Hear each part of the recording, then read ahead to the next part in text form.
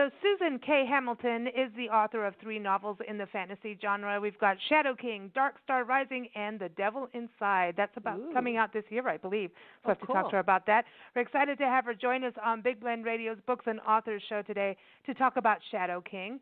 And it is a dark fantasy that is set in Boston, the streets of Boston, and apparently the characters are pretty fierce. Would you say so, Nancy? They're intense. Intense. Intense. Ooh, this is getting a little steamy for me here. Ooh. For some reason. Well, the book cover, we've got, we were talking about that. That's Dave Navarro on the front cover. We decided it was, we both independently came up with, this is Dave Navarro. But everyone, you can get the book now on Amazon, all those great places, but I encourage you to go to Susan's website. Celine Dion. It's Celine Dion and Dave Navarro. There it is. SusanKHamilton.com. Susan, welcome to the show. How are you? I'm very good. How are you today? Oh, we're doing good. I mean, we're excited. And is Dave Navarro and Celine Dion okay for your front cover? I can live with that. Cool. Awesome. Because it does. I just feel like they could, bust out in a bar and I don't know. There's a little. Do they get nasty in this book? They do. Mhm. Nancy told me as she was reading it, she kept running out, and she does this, and then she spoils books, and then I have to wait until the interview with the author to get into it again. But she was like, dude, this woman is crazy. She does things, and then she's seeing things, and then she's pretty intense, and so is the dude. So this is a love story, right, as well? Yes, there is definitely a romantic component to their story. Okay. So let's back up. So I want everyone to have a kind of an overview of this because it's set in Boston, which I never thought of the fantasy, the fairies in Boston, but I'm digging it. I'm very much digging it. But give us kind of an overview of the story because I don't want to give it away. I know, Nancy, we have to watch her. Absolutely. So the premise of the story is that centuries ago, the fairy realm was decimated by a corrupt spell that went horribly awry and forced all of the fairy races that we know from folklore into exile here in our world. So they live here in our world with us. So you could go down to your local Starbucks and have a leprechaun be your barista. And you'd know it was a leprechaun. They're not in hiding or anything like that. Or you could have pixies nesting in the eaves of your house. That is so cool.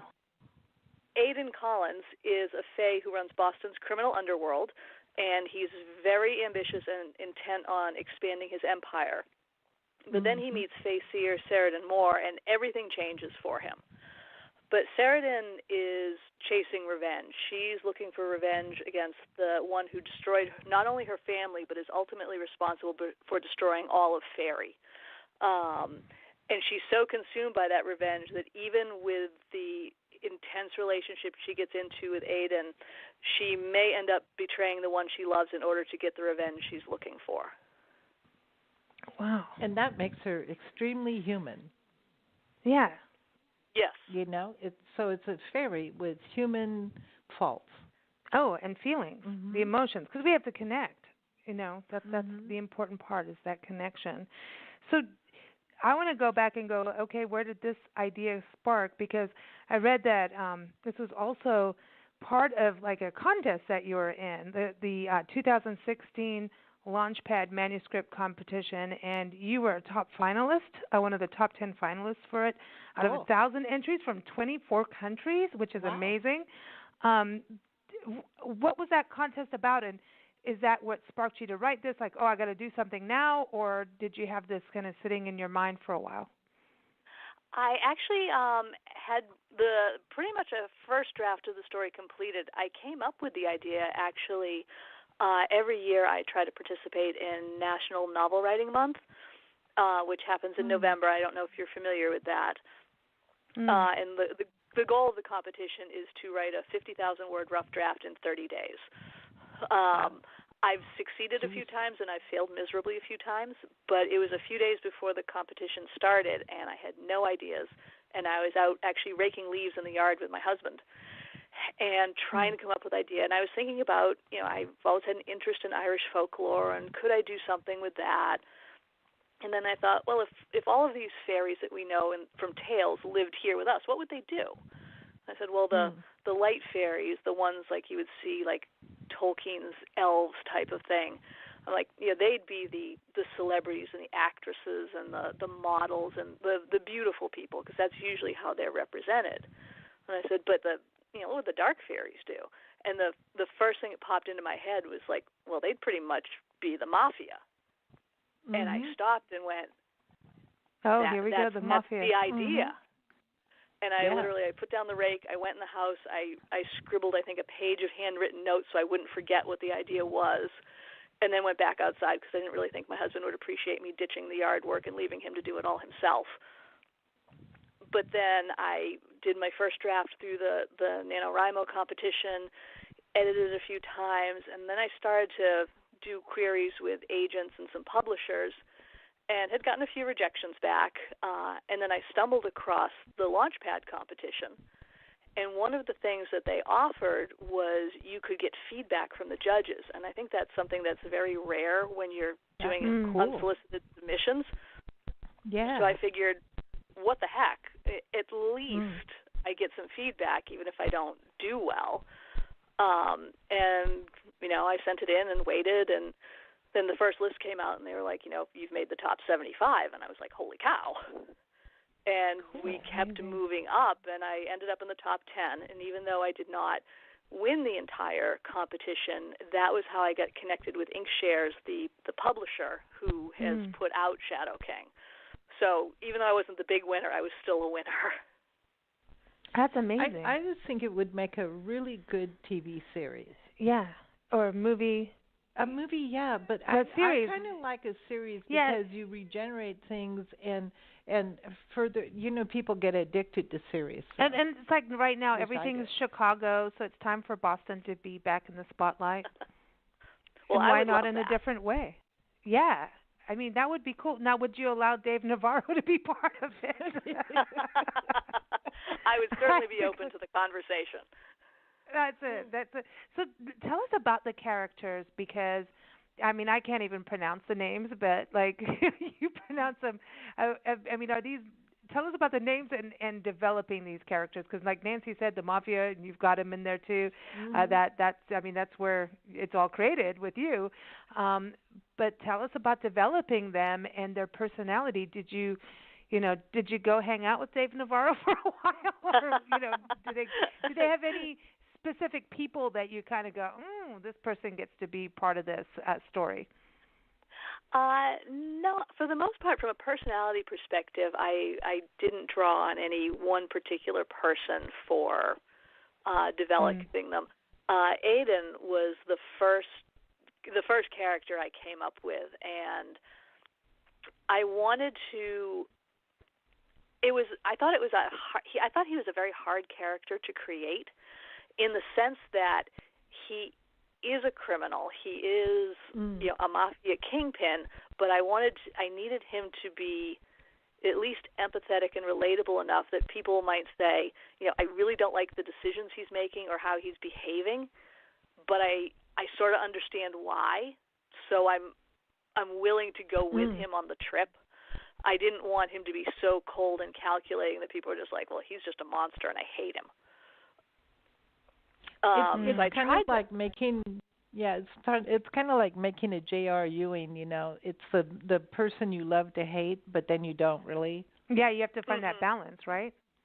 Yeah, and actually one series from cable that I had in mind for it was the series Sons of Anarchy.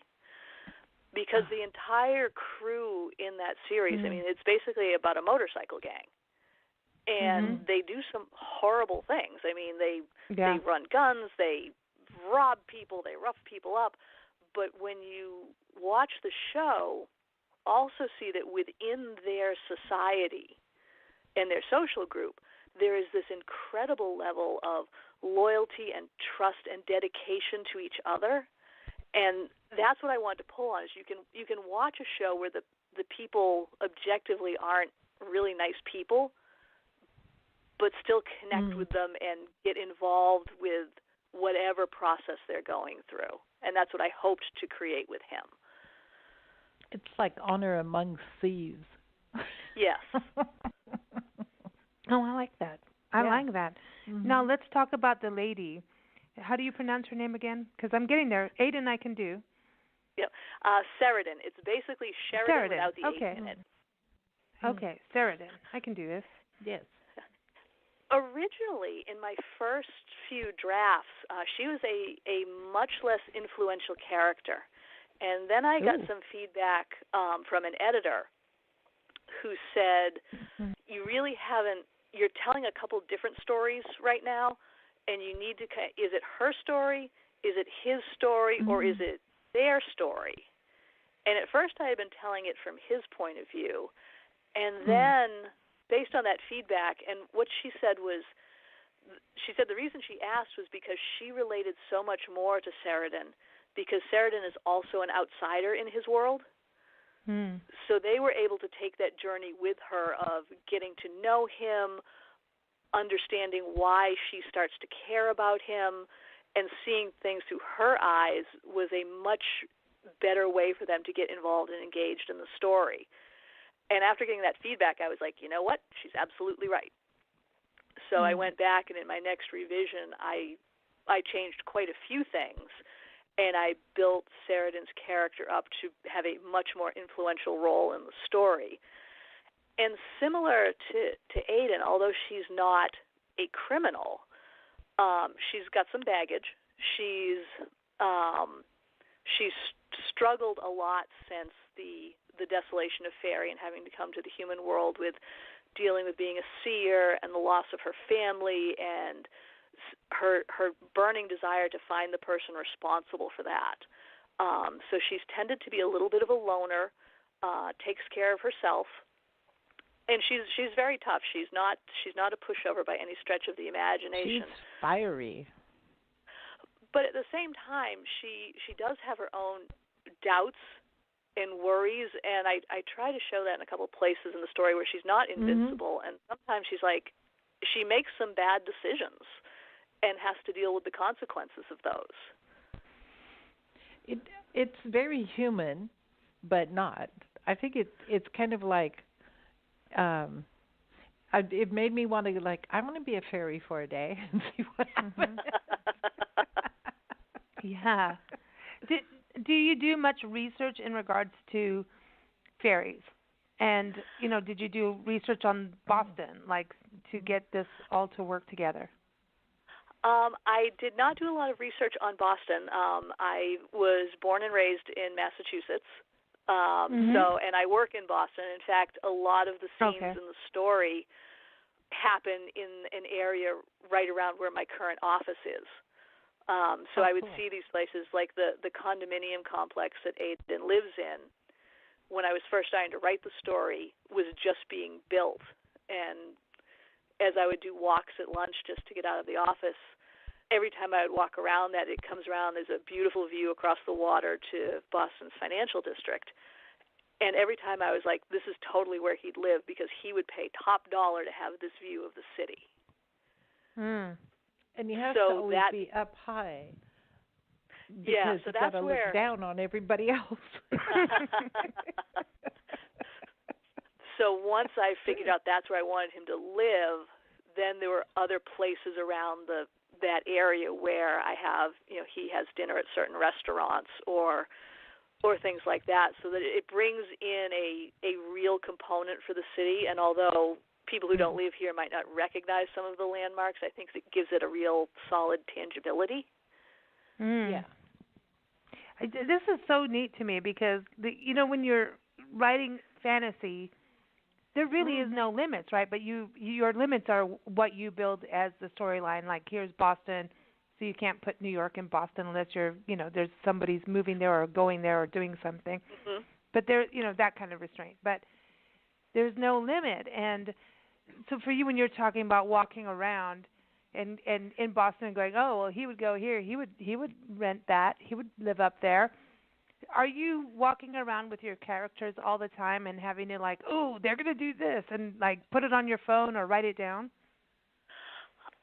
Sometimes, definitely. A lot of times, if I got ideas on my walks when I got back to the office, I would spend 5 minutes like writing them down on a file on my computer so I wouldn't forget, and then I would take that home and start to work it into the story. Oh wow! And so do you write? Do you listen to music when you're writing? Do you have a view? I mean, I'm always interested in how the setting of the writing, the creativity, the setting of it, where everything's happening. My setting actually varies because a lot of times I don't necessarily have the opportunity to write at the same time or in the same place. Because as much as I wish I was making enough money to just write manuscripts all day and try and get them published, like many writers, I have a regular 9-to-5 job. So I will try and steal part of my lunch hour and spend a half hour. And if it's a nice day, maybe I can go outside. If not, I will find an empty conference room and try and write for half an hour. When I'm home, I have a computer kind of tucked in the corner of the living room. I don't do well writing in complete silence, though.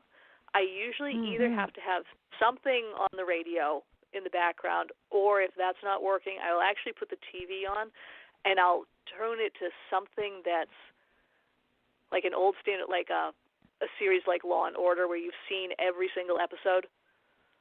Oh yeah. And I'll leave that on the background.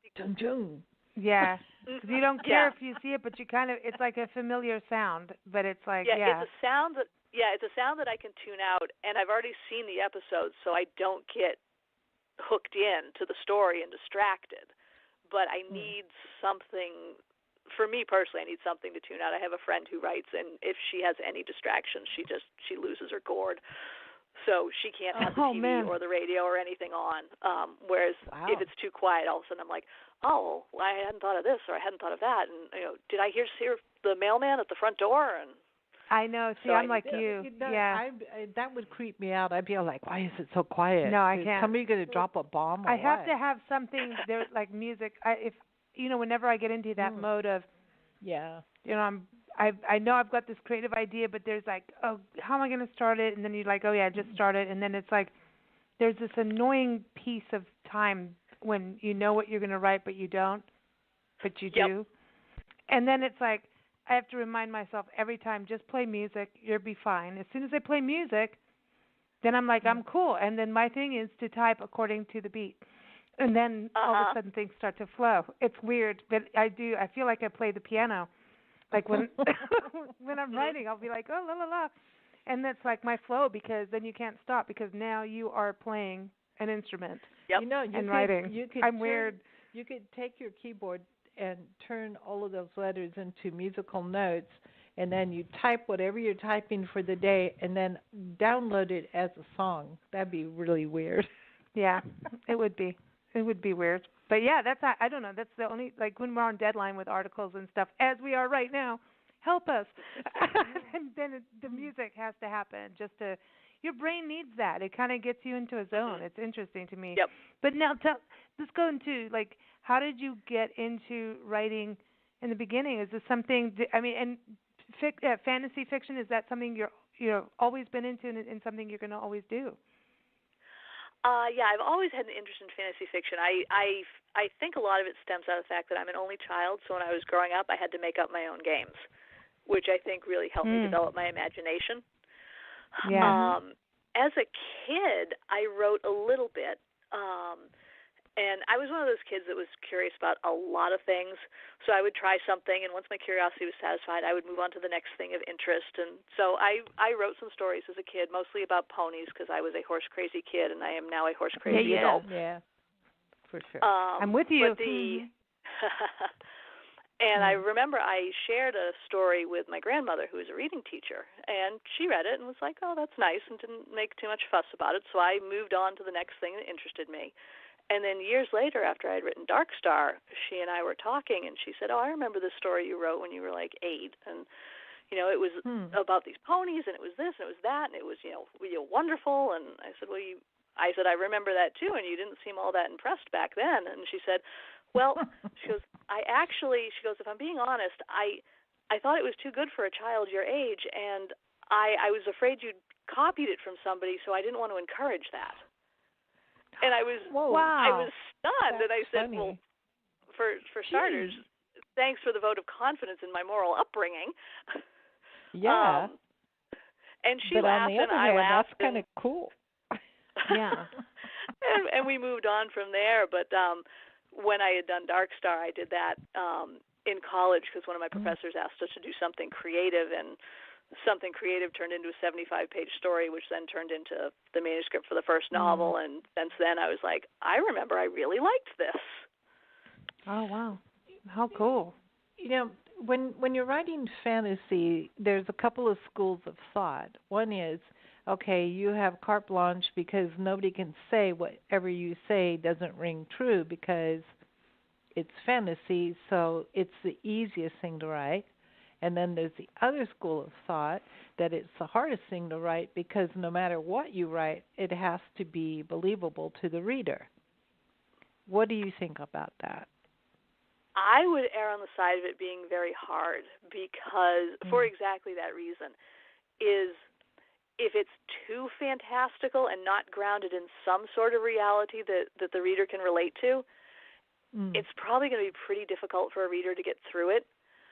So not only do you have to have that baseline of relatability, but the world you create, you have to be so meticulous about the rules you create for it.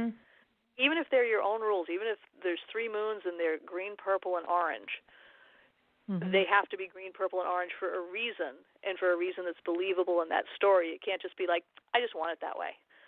And keeping track of that and keeping it all related and keeping it all consistent, I think, is an extremely hard part of writing fantasy. Yeah, how do you check that? I totally agree because I've read a lot of fantasy and it's not my deal normally. And it's true. And that's the first thing that goes like, okay, you haven't drawn me in, you haven't convinced me. I have a creative mind, but I can't go there with that. And then I start immediately thinking about ways to rewrite and, edit.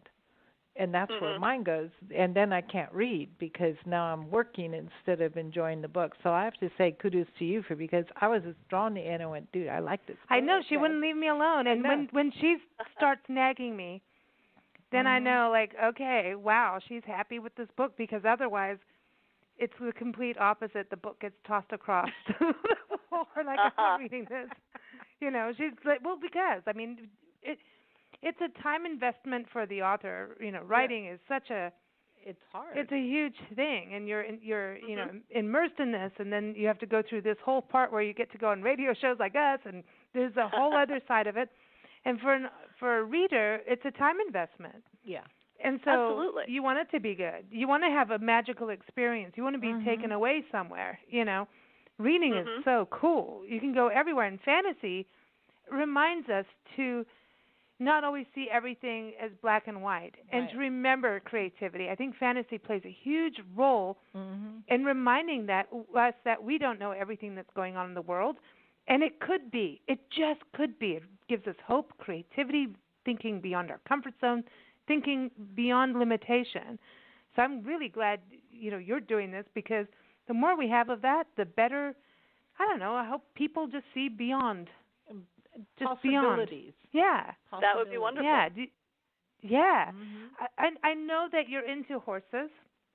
So I want to ask, I know this is a weird question, but Nancy and I have also had horses in our life and in all kinds of ways been touched by horses.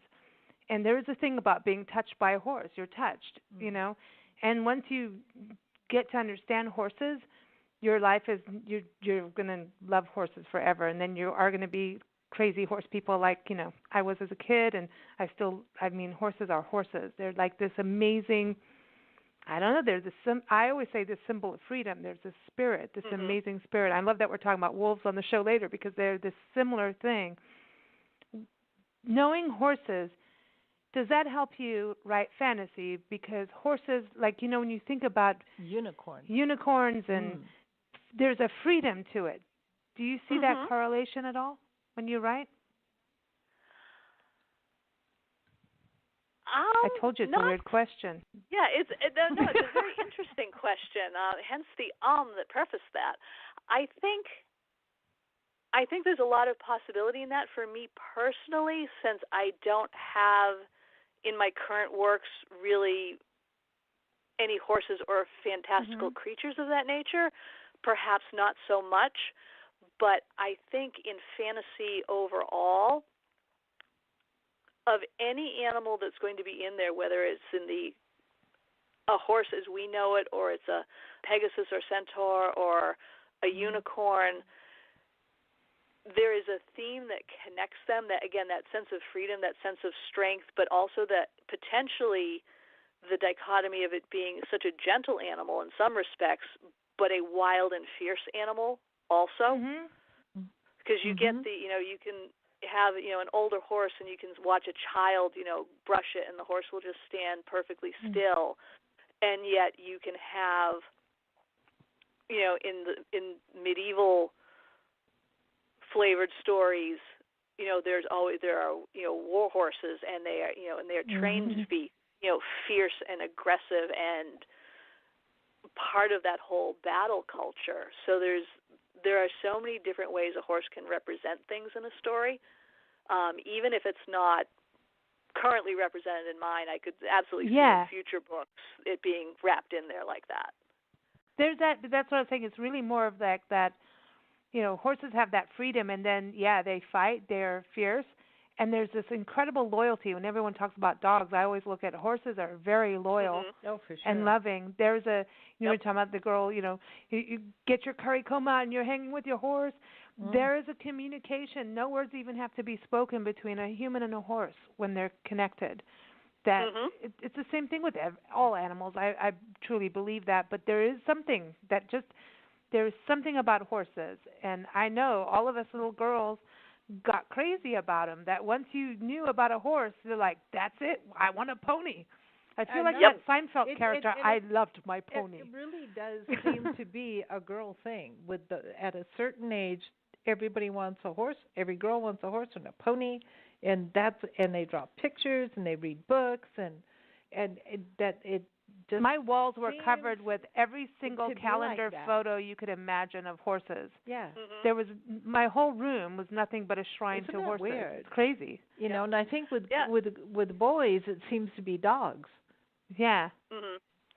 Yeah, no, my room was the same way, and and the first series of books that I ever really remember being just in love with, the Marguerite Henry books, all about horses, Misty and Stormy and King of the Wind and all of those, and the Walter Farley series for the Black Stallion.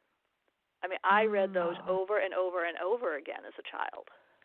Isn't it funny that that's a weird thing? But I read a couple of months ago, recently read a thing about dinosaur bones. I'm into dinosaurs big time.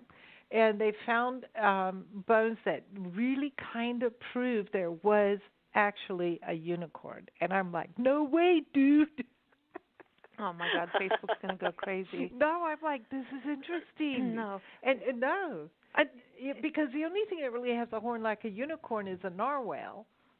And they're not really related, but they are. You never know. Distantly. So I'm like, wait, man. See, that's why I think fantasy is so cool, because it makes you think beyond, And don't say there's not just because you don't know that there is. Do you ever see yourself writing young adult fiction with fantasy?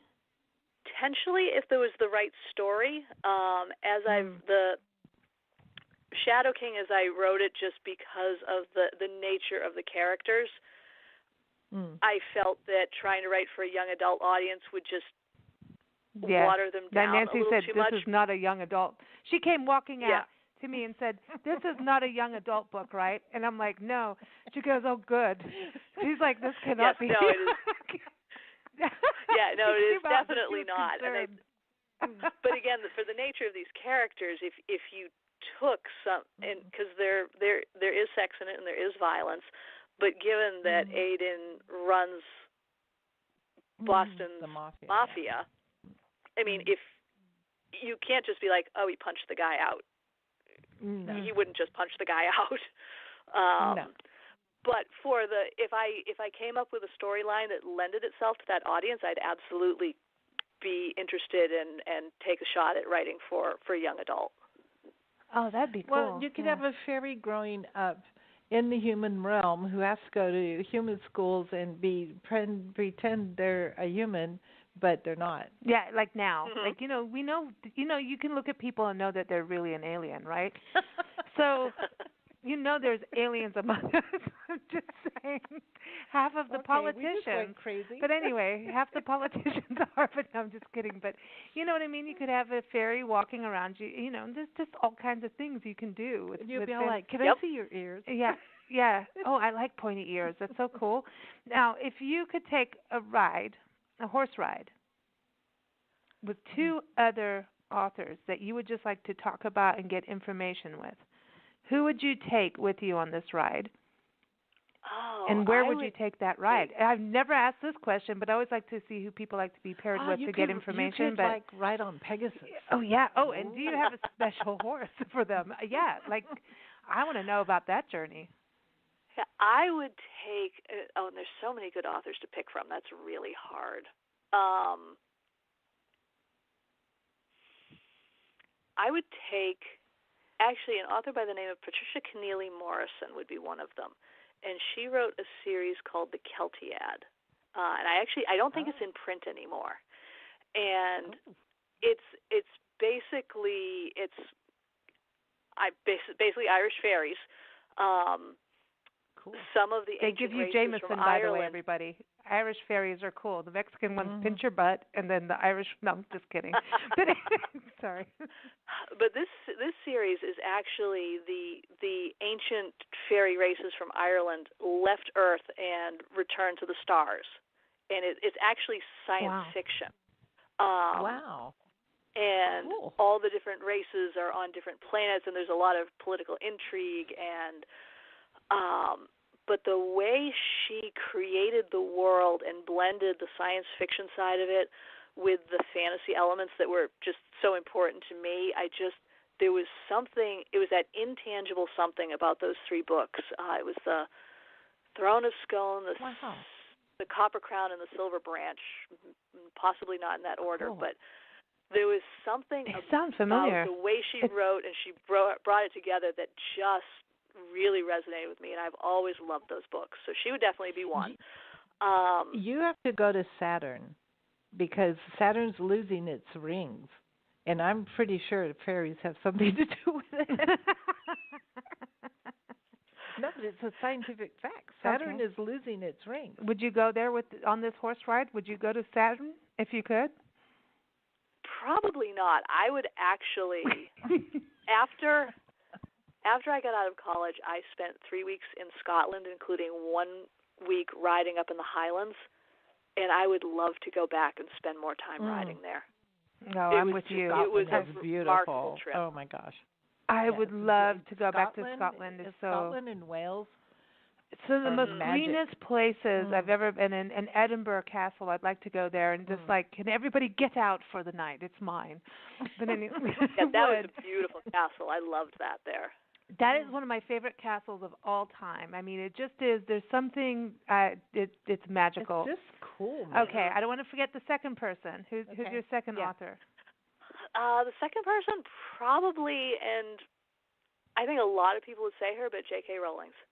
Because for sure. I have such respect for the Potter series, and the way she's able to create characters who are so complex and so interesting, but yet present them in a way that child can relate to and an adult can relate to. Yeah. There are so many layers in what she does. I would love to pick her brain on how she gets that. I like this. Now, if you go on a really long ride, do you take like a picnic with you? Or you just go for the ride? No, I don't. We don't really have as much space to go out for long rides where I am. Okay. And the new mare I'm riding she's good if you go out in a group, but by herself, she's a little not so sure about being out alone. So I've only been riding her for a couple months, so we're going to have to work on that once the snow and the ice go away. Oh, that's right. You're in the cold zone of life. Yeah, yes. We're thinking it's cold because it's getting down to the 40s in the night here. But I'll stop whining because you're on the show. But I want to ask, before you go, The Devil Inside, tell us about this, because this is the third book, right, and coming out this year? Yes, hopefully. It should be going to the editor around May, which would put it out approximately at the end of the year. So I'm hopeful it will be out this year. If not, it should be early next year. It is a completely different story from Shadow King, but it is also a dark urban fantasy. And Mara Dullahan is a smart-mouthed, irreverent devil who has a knack for sniffing out corrupt souls. And with year-end looming, she's scrambling to win the coveted prize of top sales and acquisitions devil in hell. But her arch rival's hot on her trail, and her world gets a lot more complicated when Mara gets involved with a restless angel who's stuck in a dead-end job. But everyone knows that Lucifer will pretty much rip the wings off any devil who gets involved with an angel, but Mara can't really help herself. I mean, that's kind of the nature of devils. They get themselves into trouble. So she's determined not only to win her number one spot, but also the angel she can't resist, even if the cost might just be her complete annihilation. Wow. Dang. I hope you're going to send us a copy, right? I know. I know. We want to read this. We want to know. We want to keep us posted. I mean, this is so cool. I can't wait to get into Shadow King. It just chatting with you and hear Nancy, every few pages. Now they're doing this. And then I remember then she went quiet. I'm like, "Stop it, because I'm going to read it." And then all of a sudden she's like, "You are not going to believe what she just did." And I'm like, "Don't tell me." But I have to tell somebody. No, I mean, that's the thing. And I love that. And I'm like, she's just like so into it, but it really was funny. She goes, "This isn't a young adult book, right?" I'm like, "No, it's still the funniest thing." I know. She's like, dark fantasy, is that a big genre? Is that a lot happening in dark fantasy versus, everybody's happy, twinkly fantasy? I think dark fantasy and urban fantasy have definitely seen an increase in interest over the past years. I actually had not read much of the genre, the dark fantasy side of the genre myself, until I actually started writing Shadow King. And then I realized I was writing a dark fantasy. So I started looking for other authors to read a little bit about what they were doing, and I found some wonderful stories. Like Kim Harrison's Hollow series is wonderful. And I think it's a little bit reflective of the times, because I think society in general, I mean, as much wonderful stuff that happens, there's some dark stuff that happens too, and I think this is one way that writers kind of address that through their writing is there's you can't have light without shadow. There's two sides to every coin. Okay, wait. So would you have Quentin Tarantino direct it if it was a movie? What a brilliant choice. That would make it a very interesting movie. Because it's kind of because he does get into some because fantasy he's got two sides stuff. of the brain. Totally. There's something going on there where it is kind of dark fantasy-ish, but telling you history, telling you stories, and it's like, wow, you never know what's going to happen. All you know is somebody could fly across a room, and whether they're shot or could fly. Okay, that could happen. Okay, we got to go. Ask, if this went to be a movie, who would Aiden be? Who would you pick as an actor? Wow. Yeah, come on. That's really hard, because I actually think that Robert Downey Jr. would do a great job with him, because I think he can have I think he has the intensity for it, and he does. But he's also got that little bit of kind of snarky, cocky humor that I think Aiden shows in a few places. Cool. Oh, got it. Yeah, because also just going back to actors from the 80s that started in that time frame they're just so good. I'm sorry. Mhm. I'm showing my age, but it was Well, really good. I'm worse. I don't even know any names of the young. Okay, and then young Sarah ones. Dunn, what about her? Who would she Yeah. Maybe a Kate Beckinsale. be? Ooh, nice. Nice. I was going to say Demi Moore because now I'm stuck in the 80s. No, but Okay. no, No, that would work. Weird. Kim Basinger. No, Basinger, whatever, however you pronounce her name. This is really, and I don't even know why. The girl on Cheers, the one who falls down a lot. Which one? Shelley Long? Shelley Long? Yes. Shelley Long? Wow. That's interesting. I don't know about that. Although from TV, Yeah. The woman who plays Kenzie on NCIS LA, I think, would also do a kickin' job playing Sheridan. Yeah, that would be fun. That would make it totally like this is going to be fun, saw crazy, a really cool. kind of whimsical side to her. That's weird, huh? But all women have that side where they do go into that. Okay, now here's this me side. It's you can make all characters have that. You know? Yeah. It's whether or not you want to show it. You know. Interesting. Wow, Susan, it's been such a pleasure having you on the show. Thank you so much for joining us, and I can't wait to read Shadow King. Everyone go get it. It's out now. And the best thing to do is go to Susan's website, susankhamilton.com. Of course, Amazon, Google Books, all that, Google Read, whatever, all that good stuff, Barnes & Noble. But connect with Susan there. She's on social media, on Twitter, Facebook, Instagram, all those great places. And we've got a special song for you, Susan, because this song, I chose this because there is a love story. And so this is called Me and You, and it's from a musician, E.G. Vines. So you can go to egvines.com off of his album Conversation. So here it is, Me and You. Thanks so much for joining us. Oh, thanks for having me. I had a great time. You take care and be nice to those horses. And thanks for writing Absolutely. Absolutely. All right. Take care. Bye.